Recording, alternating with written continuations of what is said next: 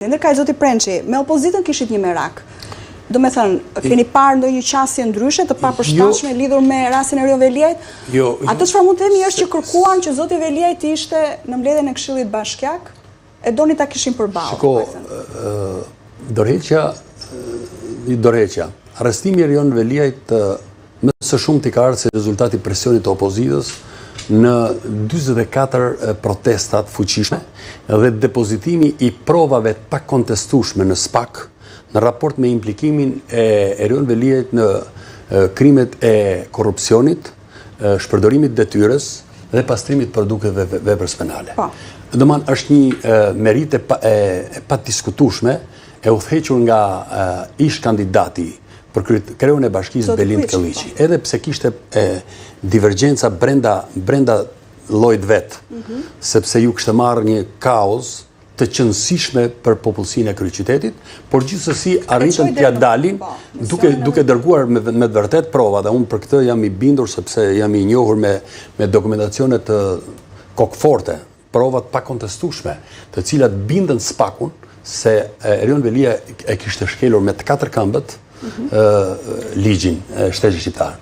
Problemi edhe pse Erion Veliajt, thot opozita, nuk është sot në paraburgim për akuza të paktën për 5 dëna apo për inceneratorët. Shiko, Erion Veliajt është për pastrimin e produkteve të veprës penale, është për shpërdorimin e detyrës, 5D-ja dhe inceneratori Tiranës nuk kanë mbaruar. Do t'jemi koshit.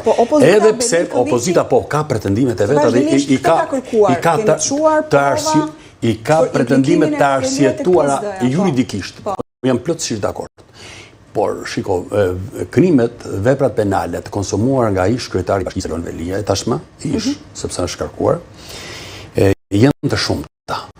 Dhe normalisht, unë këtë doja thoja që Erion Veliajt, nëse vërtet du të zhvilloj një luftë me ndërgjegjen e vetë dhe me pozitat ku e ka të ndisur ky pushtet, Erion Veliajt du të ngrihet në lartësinë e një politikani që të dëshmoj të vërtetën në prokurori dhe në SPAK, sepse të gjithë këto masakra në masterplanin e qeverisë shqiptare, për pastrimin e Shqipërisë që tashmë dihet edhe ka pranuar dhe kryeministri që ka hyrë në një kosh plerash dhe ndaj ka filluar të ndryshojë strategjinë. Do thotë lartësinë e dur, zoti Prençi. Do thotë të vërtetën, sepse nuk mund ta vjedhë Shqipërinë vetëm një kryetar bashkie. Fondet, buxhetet dihet që shpërndahen nga qeveria shqiptare. Planet, programet, investimet miratohen nga qeveria shqiptare. Dhe Erion Veliajt din shumë. Erion Veliajt do të tregoj. Unë me opozitën kam një problem që me bat pyetjen. E kam parë që artikulojnë të gjithë politikanët e opozitës ditë e fundit se këto janë zgjedhje të pjesshme dhe nuk ka pse opozita të konsumohet dhe të harxojë energji.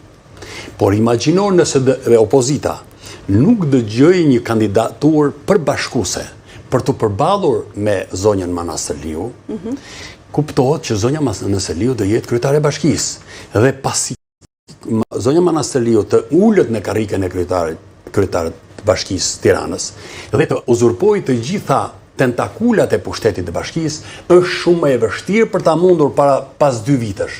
Ndaj edhe opozita në një kohë të shkurtër duhet të përbashkohet, të zgjejë një figurë përbashkuese për ta përballur, sepse sot përse nuk po qëndrojmë pa këtu, zoti Prençi, përse nuk po e bën opozita këtë? Përse nuk ka gjetur ende ose të paktën nuk ka shpallur? Opozita qëndron në një dilemë. Publik një emër.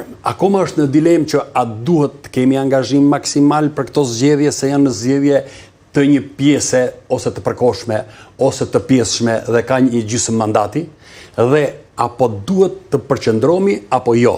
Ende akoma vazhdon dilema sepse po e diskutojmë me njerëzit. Sa ta opozita ka përjashtuar çdo formë bojkotit. Kam dëgjuar në çfarë do lloj zgjedhjesh që në parlament. Ajo do futet